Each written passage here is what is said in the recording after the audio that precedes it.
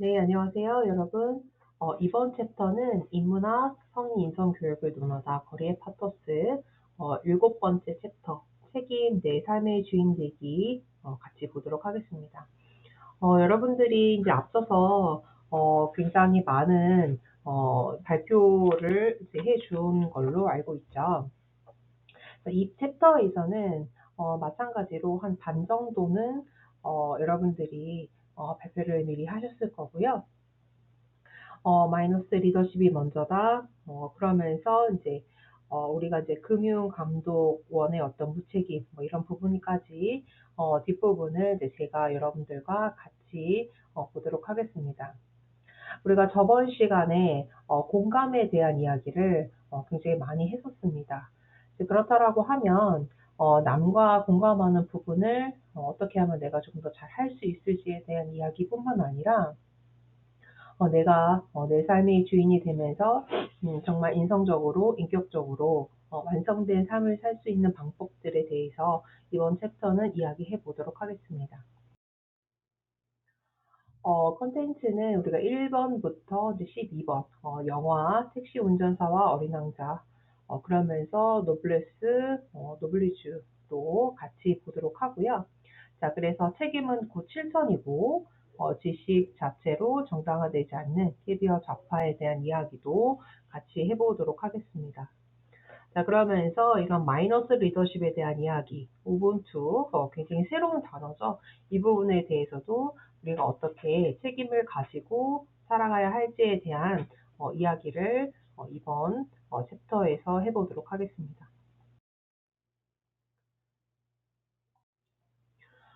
첫 번째는 영화 택시 운전사와 어린 왕자입니다. 이제 여기에서는 이제 택시 운전사의 영화가 나오죠. 자, 이 영화의 배경은 1980년도 5월 18일 광주 민주화 운동을 배경으로 한 그 시대적 상황의 영화 속으로 내려가고 있습니다. 자, 이때 이제 여기에서 이제 주인공 만석이 나옵니다. 그래서 생명을 위협을 무릅쓰고 두고 온 그 외국 손님을 태우러 다시 광주로 돌아가기로 결심하죠.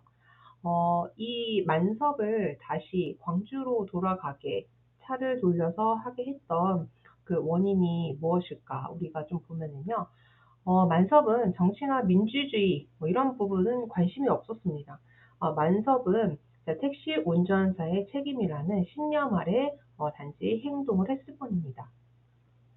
또는 어린 왕자에서도 이렇게 이야기하죠. 넌 내가 길들인 것에 대해 언제나 책임이 있어 라고 어린 왕자가 이야기하죠. 여러분들 이 말의 뜻을 혹시 기억하시고 의미를 좀 알아차릴 수 있으시겠습니까? 자, 이 말은요, 자, 길들인 거에 대한 책임이라고 이야기했습니다.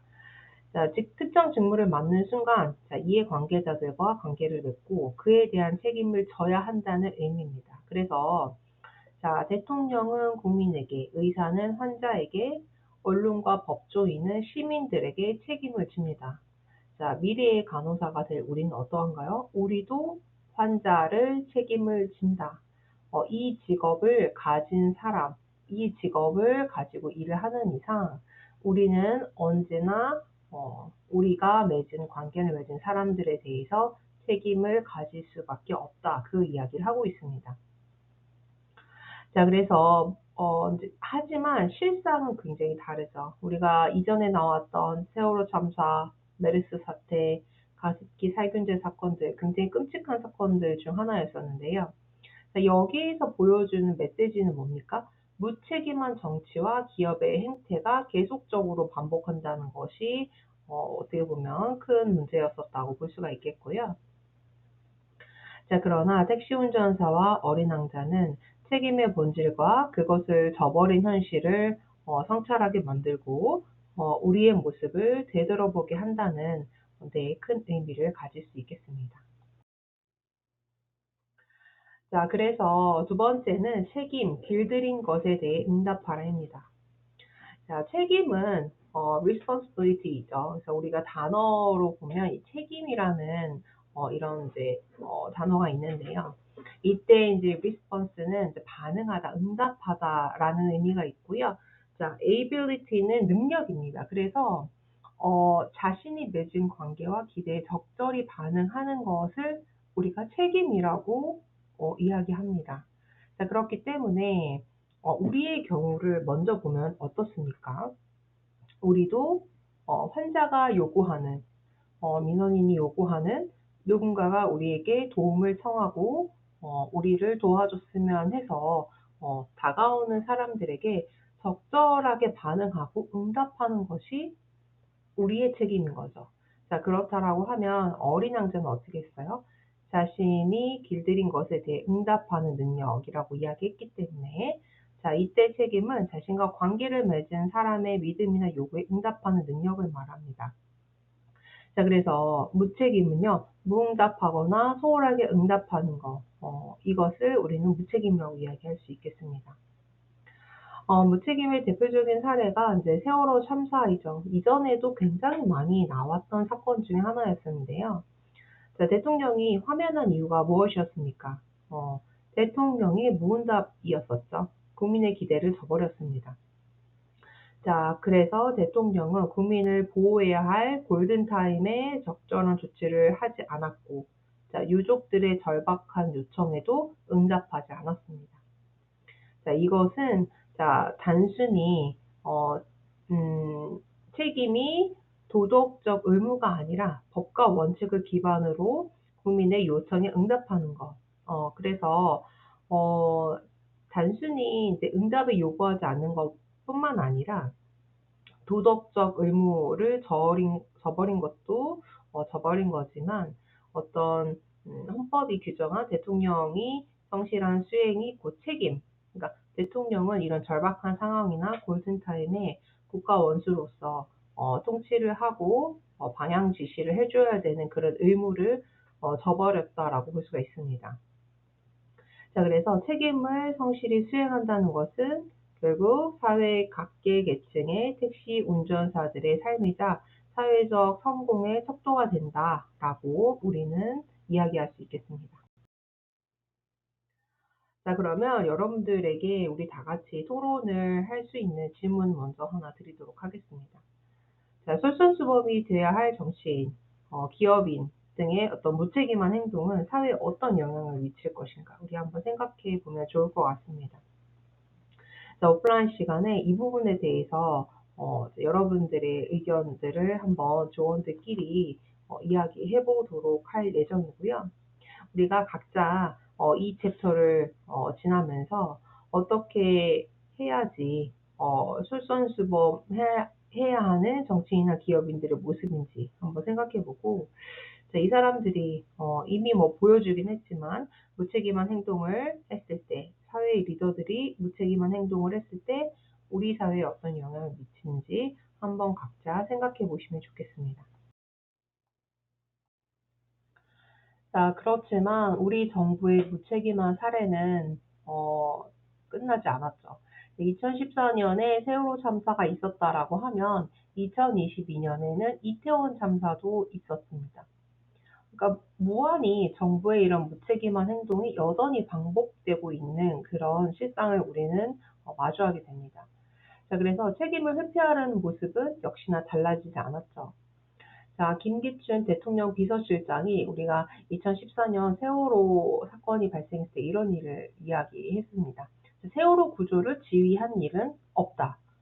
자, 청와대 상황실에서 정확한 상황 파악을 하고 대통령께 보고를 하는 역할이지, 자, 우리가 구조를 지휘하는 일은 없다라고 밝혔고, 자, 현장에서 하는 일과 대통령이 하는 일은 다르다라고 이야기하면서, 자, 전쟁으로 비유하면서 대통령이 전쟁 지휘를 해야지 전투 지휘를 하면 곤란하다. 그러면서 대통령을 적극적으로 감싸기도 했습니다. 여러분들 이해가 가십니까? 전쟁을 지휘한다는 것과 전투를 지휘한다는 말이 다른가요? 네, 제가 듣기에는 같게 느껴지는데, 어쨌든 그 절제절묘의 시간에 우리를 도와줄 정말 적극적으로 구해주고 결정을 해야 될 그럴 리더는 없었다. 그렇게 보여지는 부분인 것 같습니다. 자, 그리고 이제 이태원 참사도 마찬가지죠. 책임 회피 의혹에서 경찰청장이 몰랐다. 나는 기억이 나지 않는다. 그런 이야기들로 일관을 했었습니다. 자, 희생자가 속출하던 새벽 3시 이후에 경찰이 책임을 회피해야 한다는 취지 메시지로 경찰 간부를 보내기도 했습니다. 너무 많은 희생자가 나와서 책임 얘기가 나올 수 있다. 자, 신속히 우리 처우 조치 사항이 대통령 등에게 실시간 보고돼야 한다는 그런 내용이었습니다. 자, 그러면서 이에 윤희근 경찰청장은 책임 회피 취지의 메시지를 보냈다는 의혹에 나는 당신 몰랐다. 기억이 나지 않는다라는 입장으로 여전히 무책임하고 그런 무모한 그런 어, 어, 사례를 지금 보여주고 있는 것을 확인할 수 있습니다. 자, 그렇다라고 하면 이처럼 우리 정부의 무책임한 그런 행동들을 보면서 다시금 어린 왕자와 택시 운전사의 어떤 만석을 떠올리면서 우리가 이야기해 보도록 하겠습니다. 뒤에서 우리가 할 질문이긴 한데요. 나에게 있어서 이런 간호사라는 직업이 생업인지, 직업인지, 아니면 천직인지, 이런 부분들을 우리가 한번 좀 미리 생각을 해보면 더 좋을 것 같습니다. 자, 세 번째는, 자, 그래서 천직이 추사를 불사르다입니다. 영화 택시 운전사의 주인공 만석은요, 광주 5.18 민주운동을 목격한 후, 자, 그는 심장의 위험에도 불구하고 광주로 다시 돌아갑니다. 자, 그래서, 자, 이때 만석이 생각하는 직업은 단순히 생업을 우리가 job이라고 이야기하면 더 큰 의미로 가진 천직, 어떻게 보면 콜링으로서 본인이 작용했다라고 볼 수 있겠습니다. 자, 이때 펜실베니아 대학 심리학자 더쿠어스 학자는요, 이런 투지를 그리스로 설명을 했습니다. 그래서 흥미와 목적에서 나온다라고 이해를 했고, 자, 우리에게 있어서 일은 단순히 돈을 벌기 위한 것보다는 자, 자신이 하는 일이 사회와 타인에게 의미 있는 일이라는 믿음을 가질 때 굉장히 강한 책임감과 투지를 발휘한다라고 이야기하였습니다. 자, 벽돌공의 오어도 마찬가지입니다. 첫 번째 벽돌공은요, 단순한 노동을 우리가 생업이라고 생각을 하고 일을 했고요. 두 번째 벽돌공은 교회를 짓는 일, 직업으로서 일을 했습니다. 자, 세 번째 벽돌공은요, 신의 성전을 짓는 일도 천직으로 여겼습니다. 자, 이렇듯 자, 우리가 똑같은 일을 하고 그 일에 대한 급여를 받지만 어떤 의미를 부여하느냐에 따라서 굉장히 시각이 달라진다고 볼 수 있습니다. 천직이라는 특정한 직업이 아니라 자신의 일을 세상과 어떤 관계를 맺고 있는지 깨닫는 과정에서 만들어진다라고 볼 수 있습니다. 즉, 같은 일을 하더라도 그냥 생업으로 말 것인지 아니면 직업으로 될 것인지 아니면 정말 우리가 신의 어떤 계시, 어떤 신의 부르심을 받아 콜링으로 이어지는 천직으로 이어질 수 있을지는 자, 우리가 각자 일을 바라보는 태도와 시각에 따라 달라진다 볼 수 있습니다. 그래서 천직이란 따로 존재하는 것이 아니라 자기 일에 대한 태도와 관점에 따라 스스로 만들어진다. 그렇게 볼 수 있겠죠.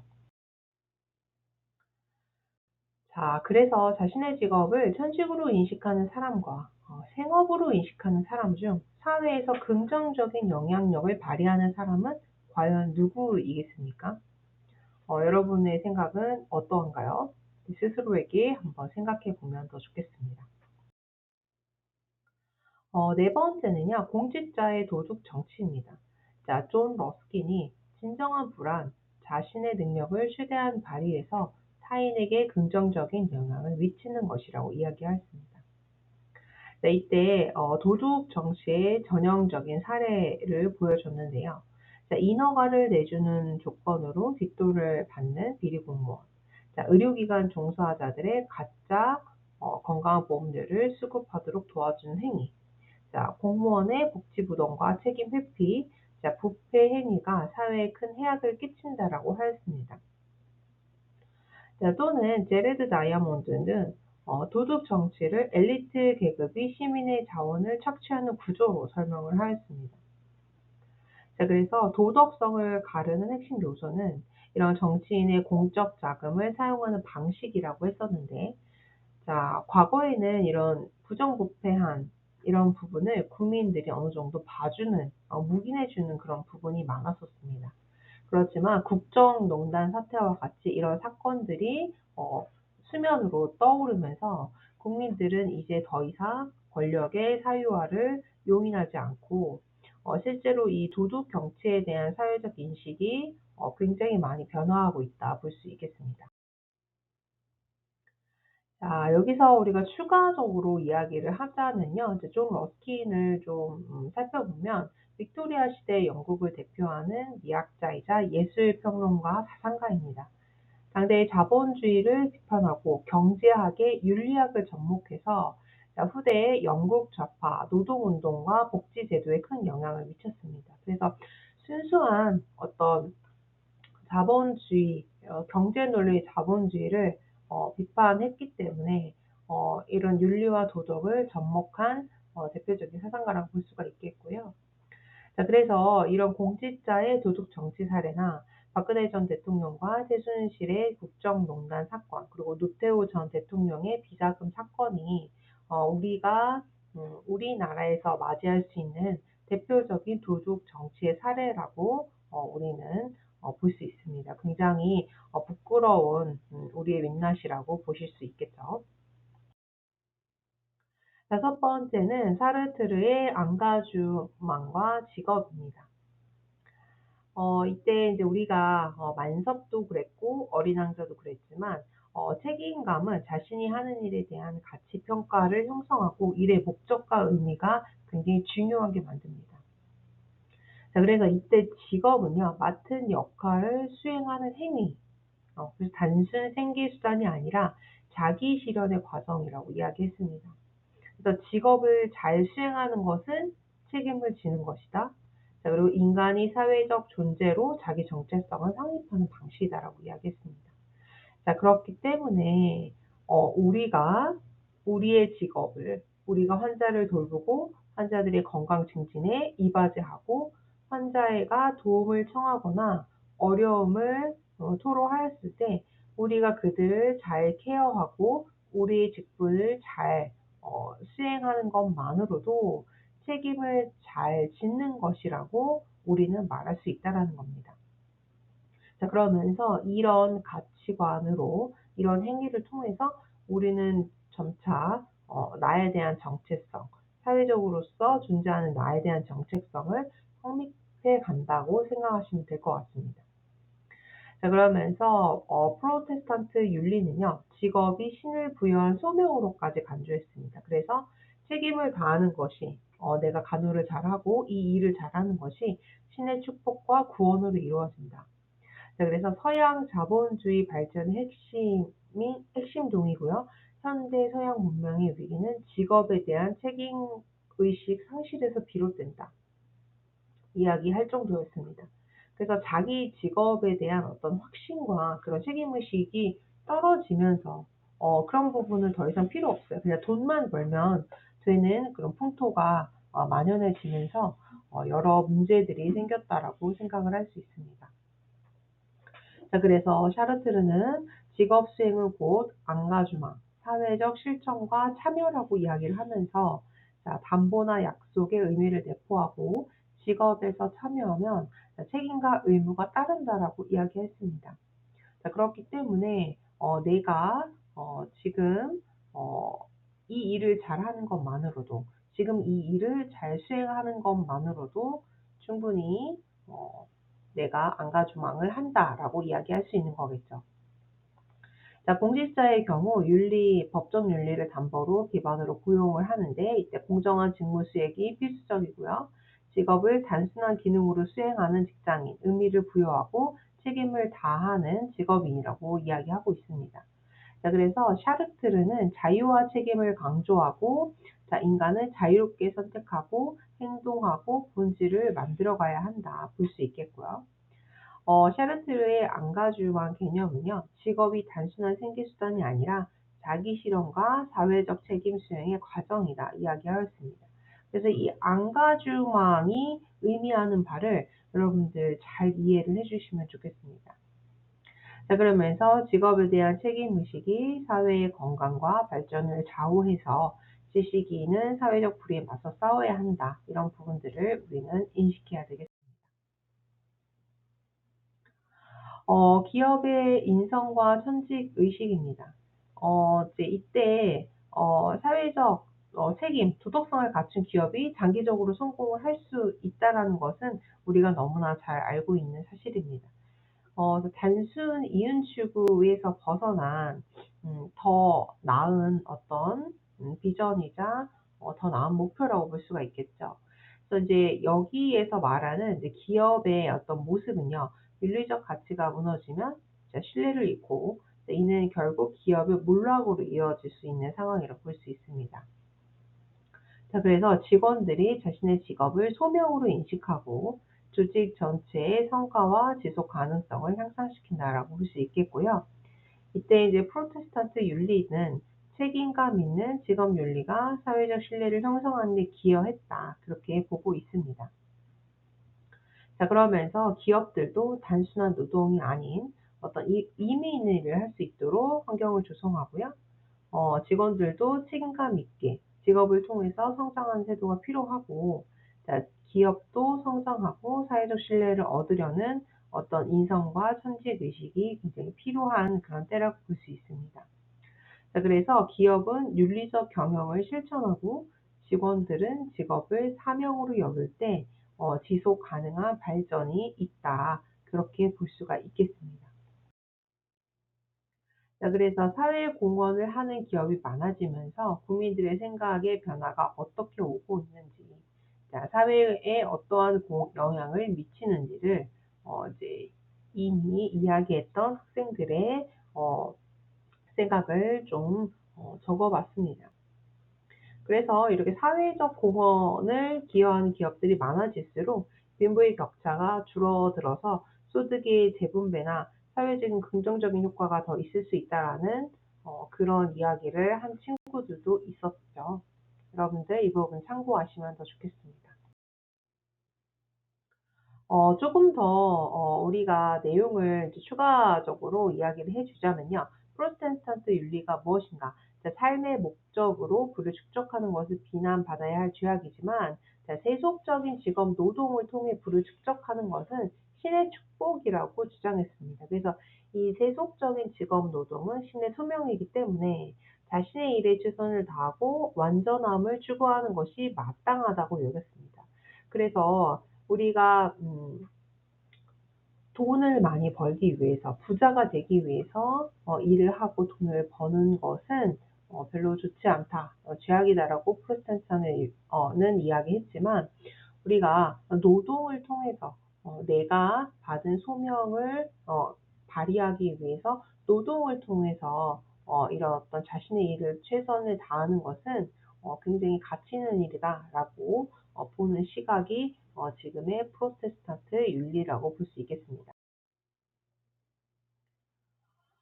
이제 일곱 번째는 이제 금융 위기를 부른 탐욕이죠. 그래서 금융업 종사자들이 이익을 극대화하려는 과정, 자, 무리한 투자와 위험한 금융 상품을 만들게 되는 부분을 우리가 볼 수 있는데, 이런 2008년도 미국발 금융위기가 나온 이유는요. 지나치게 금융업에 종사했던 사람들이 탐욕적이었다라는 문제 제기가 있었습니다. 그래서 이 대표적인 사례는, 자, 부동산 시장의 거품과 어떤 서브프라임 모기지, 그러니까 비우량 주택 담보 대출을 하게 하는 데에서 이제 문제가 불거졌는데요. 그래서 금융은 자금을 원활하게 흐르게 해서 경제를 활성화하는 역할을 하는데, 자, 그러나 금융업이 지나치게 탐욕적으로 운영되면, 자, 금융위기를 발생하고 결국에는 세계 경제가 위협되고 있죠. 지금도 마찬가지 아니겠습니까?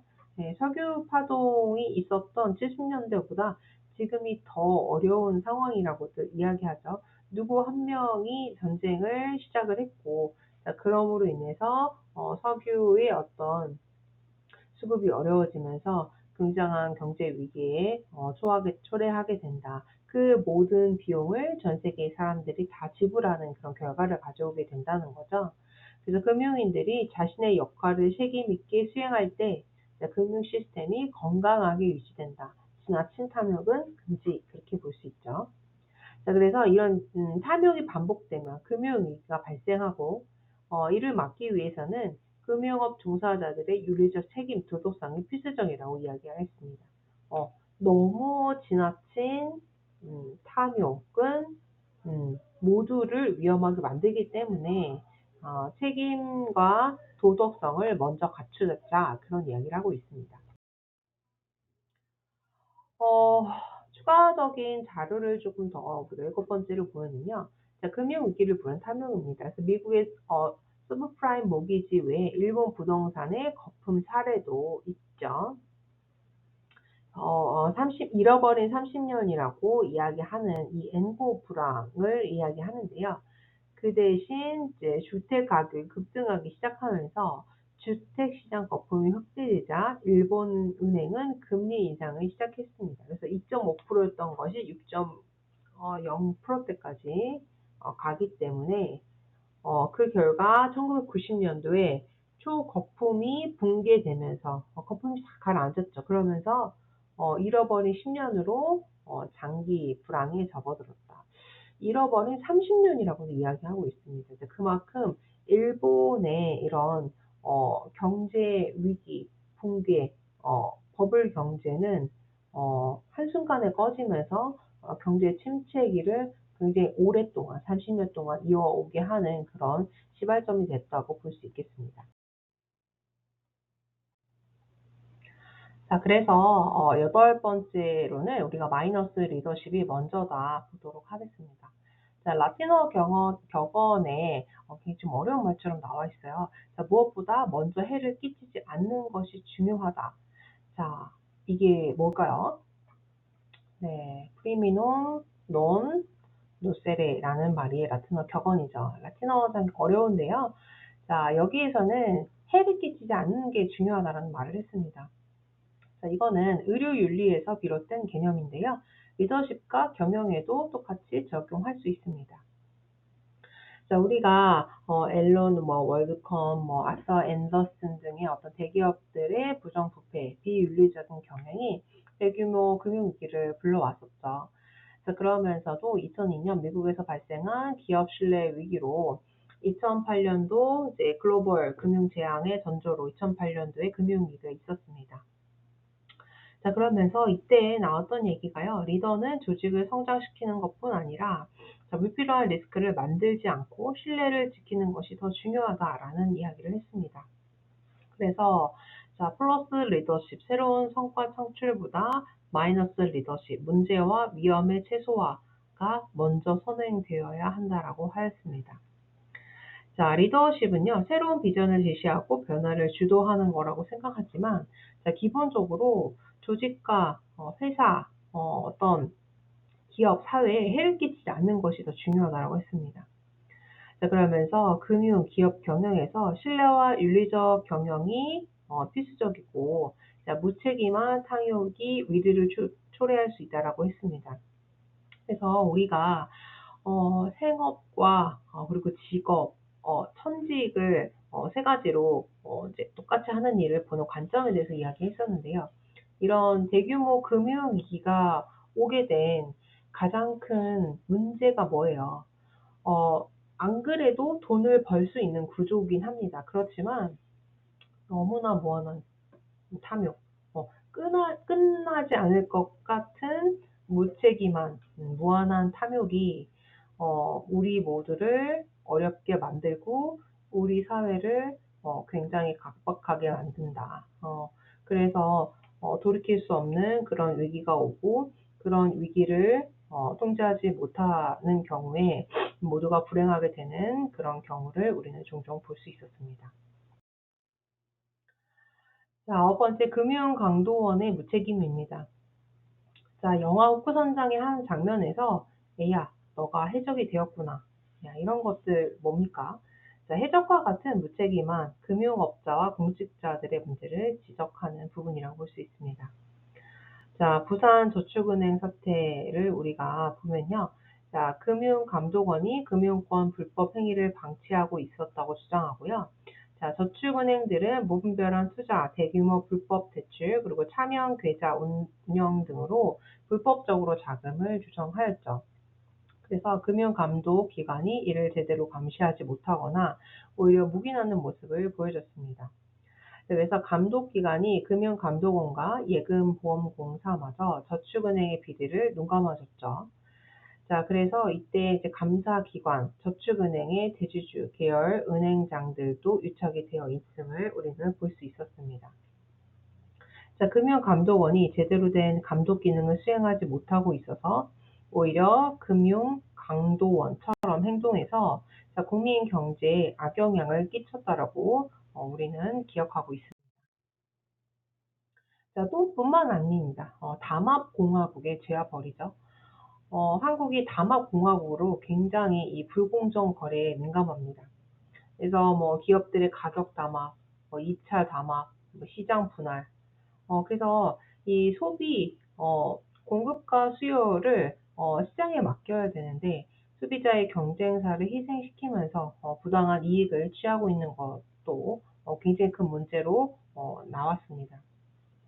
그래서 이게 단순히 담합을 한 거를 넘어서서 기업의 문제를 넘어 사회 전반에 걸친 구조적인 문제를 가져오는 그런 부분들을 볼 수가 있겠고요. 대표적인 사례로 이제 대형 건설사들이 국가 인프라 사업을 담합해서 입찰가를 조정했던 그런 사례도 있었고요. 그래서 이런 것들이 문제가 왜 되냐면 공정한 시장 경제를 방해하고 그러니까 공급과 수요를 자유롭게 주면서 시장이 보이지 않는 손에 의해서 움직인다고 하면 잘 굴러가는 그런 구조인데 이런 어떤 자연스러운 흐름을 누군가가 담합하거나 조작함으로 인해서 큰 경제 발전에 저해가 왔다는 것이 문제였죠. 그래서 처벌이 미약한 기업들이 계속해서 담합을 시도해서 그 피해를 고스란히 국민들이 받고 있는 상황을 우리는 많이 보았을 것입니다. 자, 그래서 담합을 저지르는 기업과 관련 공무원들이 실질적인 처벌을 받지 않거나 자, 손번방위 처벌에 그치지 않는 경우가 많아서 죄는 있지만 벌이 제대로 따르지 않는 현실 굉장히 우리가 생각할 때 이런 경우도 있을까라는 생각을 많이 하게 합니다. 자, 그래서 공정한 시장 질서를 확립하기 위해서는 강력한 법, 그리고 집행, 그리고 처벌이 필요하고 기업과 정부 모두 윤리적 책임을 다해야 된다 볼 수 있습니다. 추가적으로 자료를 좀 보자면요. 담합을 저지른 거에 대한 손방망이 처벌 사례. 5년간 건설사들이 담합한 행위가 1조 원에 가까운 과징금을 부여받은 것으로 확인되었지만 입찰 제한 조치는 단 한 건도 없습니다. 그렇기 때문에 그 상황만 그냥 넘기면 되는 거죠. 그래서 이런 어떤 경제적인 폐해와 그런 경제적인 그런 피해를 국민들이 고스란히 받을 수밖에 없는 처지를 우리는 많이 보았었습니다. 자, 또 한 가지 얘기를 보자면요. 자, 솜방망이 처벌을 멈춰야 하는 이유를 볼 수 있습니다. 자, 최근 한국의 강력 범죄 등으로 인한 양형 기준이 높아졌긴 했지만 실제로 형량 결정에는 영향을 주지 못하기 때문에 잠깐 감옥에서 살고 나온다든지 잠깐의 벌금 이런 것들을 함으로 인해서 다시 재범 위험이 높아지고 오히려 이런 어떤 피해는 오로지 시민들이나 국민들이 가질 수밖에 없는 이런 부분도 우리는 좀 봐야 된다. 그러면서 이런 산불 무사한 일 대응, 산불을 가해자 검거율도 낮고 이런 손방망이 처벌도 마찬가지고요. 보험 사기에 대한 어떤 부분도 마찬가지입니다. 그래서 오로지 이 보험 사기를 치는 사람 따로 있고 보험료를 올려서 계속적으로 부과하는 사람 따로 있는 거죠. 그래서 이런 어떤 처벌들을 강화할 필요가 있고 이런 재범이 꾸준히 증가하지 못하도록 하는 것이 처벌 기준을 강화하는 것이 굉장히 중요하다 그런 이야기를 하고 있습니다. 자, 11번째는 이제 우분투입니다. 함께 할 책임이죠. 한국의 글로벌 기업 C그룹은 나눔 재단을 설립해서 지속적으로 기부와 봉사활동을 실천합니다. 그래서 임원들도 사회적 약자를 돕는 다양한 활동에 참여하고요. 그러나 이제 긍정적인 이미지와 달리 해당 기업의 CEO가 검찰 수사를 받아 구속되는 사건이 발생하였습니다. 이제 조사 결과 내부적으로 비자금을 조정했고 차명계좌도 운영했고 주가도 조작하는 이런 것들을 볼 수 있었습니다. 그래서 일부 기업들이 사회 공헌 활동을 내세우지만 내부적으로는 비윤리적인 경영을 하는 이중적인 모습을 보였다라는 거죠. 자, 그러나 이제 윤리적이고 투명한 경영을 실천하는 기업들도 있습니다. 그래서 구글과 같은 글로벌 기업은 악한 일을 하지 마라, Don't be evil이라는 철학을 내세워서 사회적 책임을 다하려고 굉장히 노력을 하고 있습니다. 그러면서 일부 기업들도 미국의 기업들도 직원과 고객을 존중하는 경영 방식을 유지하는데요. 우분투 정신을 강조합니다. 그래서 남아프리카에서 유래한 개념인데요. 우리가 있어야 나도 있다. 나만 살자. 나만 살기 위한 다른 사람 다 필요 없고 나만 이 세상에 존재한다는 의미가 아니고요. 우리가 있어야 공동체가 있어야 나도 살 수 있다는 의미입니다. 자, 그래서 기업이 단순한 이윤 추구를 넘어서 공동체의 번영과 사회적 책임을 다해야 권력과 부를 가진 사람의 자신의 이익만을 우리는 행동해서는 안 된다. 이런 기업의 이중적인 비윤리적인 경영은 부당하다. 그렇게 볼 수 있습니다. 12번째는 이제 노블레스 노블리주의죠. 한국 사회의 지도층과 전문 엘리트 등이 책임을 회피하는 현실을 비판하면서 진정한 노블레스 오블리주는요, 사회 지도층의 도덕적 의무가 이제 지켜졌을 때 우리는 진정한 노블레스 오블리주라고 볼 수 있습니다. 하지만 실제로는 우리에게 이런 점들이 부재 없다는 거에 가장 큰 비판이 있고요. 자, 그래서 교수, 변호사, 회계사 등의 어떤 전문직 종사자들의 자신의 이익보다는 공익을 더 추구해야 되지만 자신의 이익을 더 추구하고 있기 때문에 사회적 책임의식이 부족하다라고 지적을 받고 있고요. 자, 사회적 영향력도 이들은 가지고 있기 때문에 부패나 비리에 연루되지 않아야 됩니다. 자, 그러면서 사회의 상위층일수록 더 높은 윤리 기준을 지켜야만 오히려 법망을 피하면서도 제도를 악용하는 경우가 많았는데요. 이제 노블리스 오블리주는요, 책임을 지지 않으면서 권리를 누리려는 형태로 보여집니다.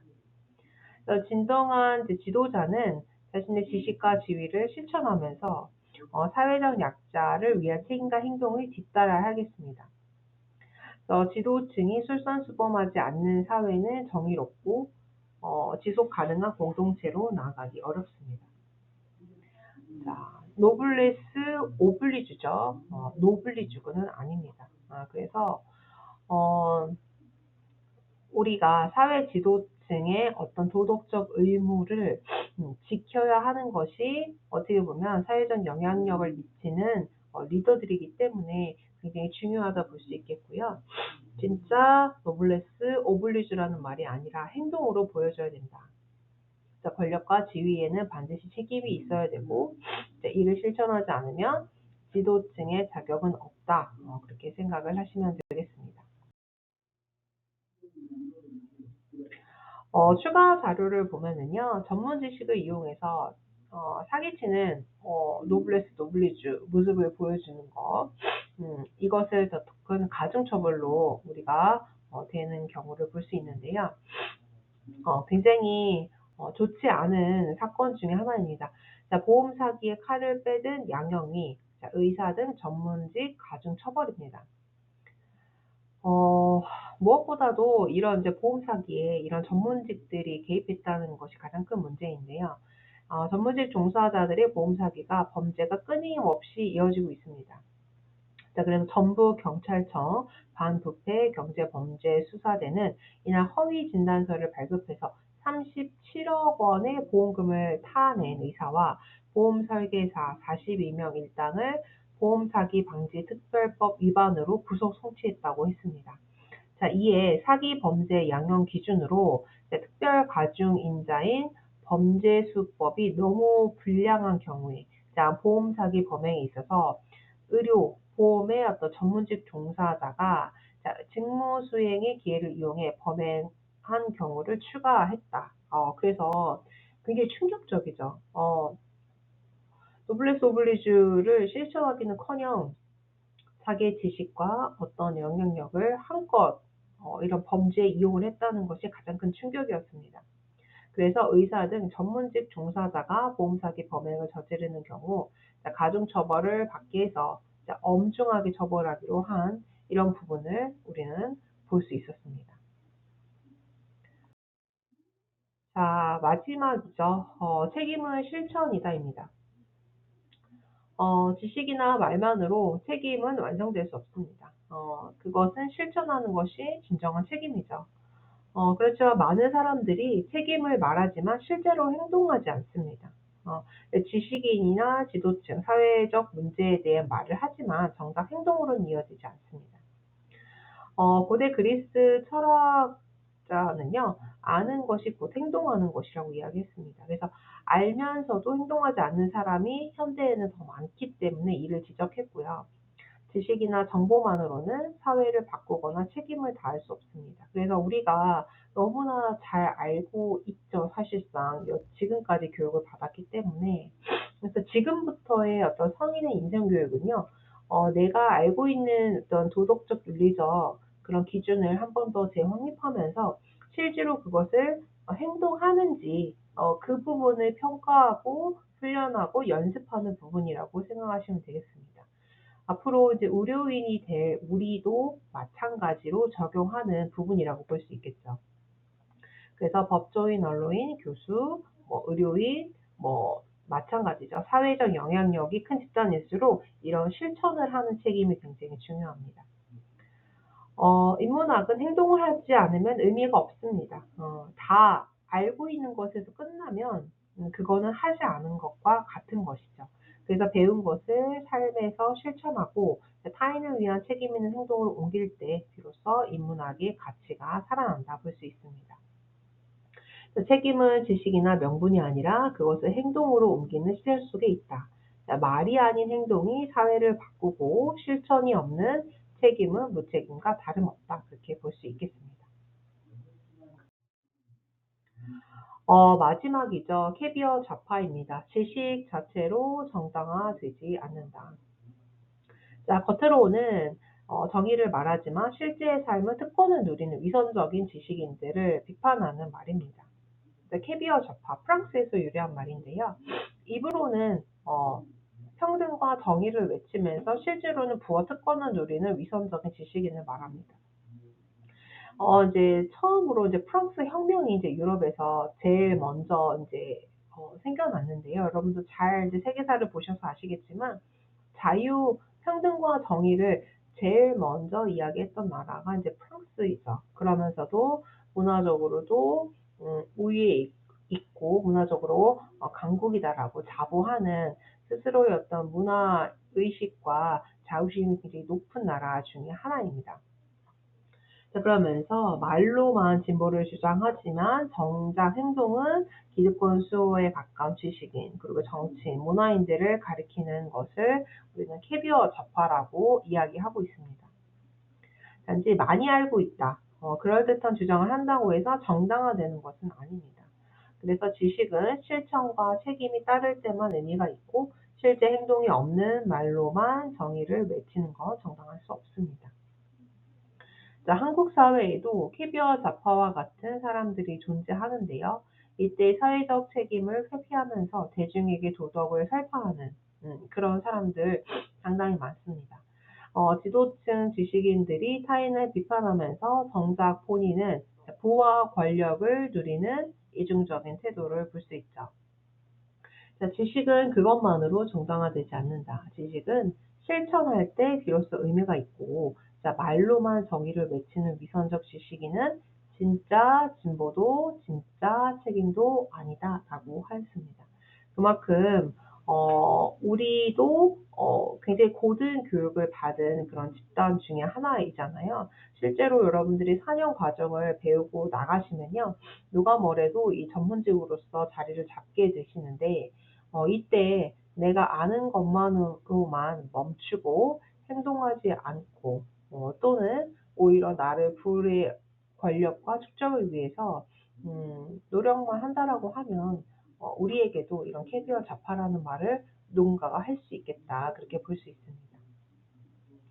자, 그래서 이번 주차에서는 우리가 7챕터를 보면서 굉장히 우리가 가려고 하는 그런 직업적인 방향에 어, 어, 맞는 그런 이야기를 해주고 있죠. 우리가 지금 가지려고 하는 이 간호사라는 직업을 정말 내가 직업적인 수단으로 볼 것인가, 생업으로 내가 정말 먹고 살기 위해서 생업으로 볼 것인가, 아니면 직업의 자격으로 볼 것인가, 아니면 천직의 자격으로 볼 것인지, 과연 내가 어떻게 그 상황을 내가 할 수 있는지, 내가 어떻게 생업에서 천직으로까지 변화시킬 수 있는지 여러분들이 이 장을 통해서 곰곰이 생각을 해보시면 좋겠습니다. 물론 굉장히 어렵고 해야 될 것도 많고 요구하는 것도 많습니다. 그렇지만 결정을 한 이상 내가 하고 있는 이 일을 생업에서 직업으로 천직으로 옮겨질 수 있게 만드는 나의 어떤 원천과 나만의 방식이 뭐가 있을지 각자 곰곰이 생각을 해보면 더 좋겠습니다. 이 부분에 대한 이야기는 우리가 오프라인에서 만나서 다시 이야기를 해보도록 하겠습니다. 여러분 고생하셨고요. 우리는 다음 시간에 보도록 하겠습니다. 고생하셨습니다.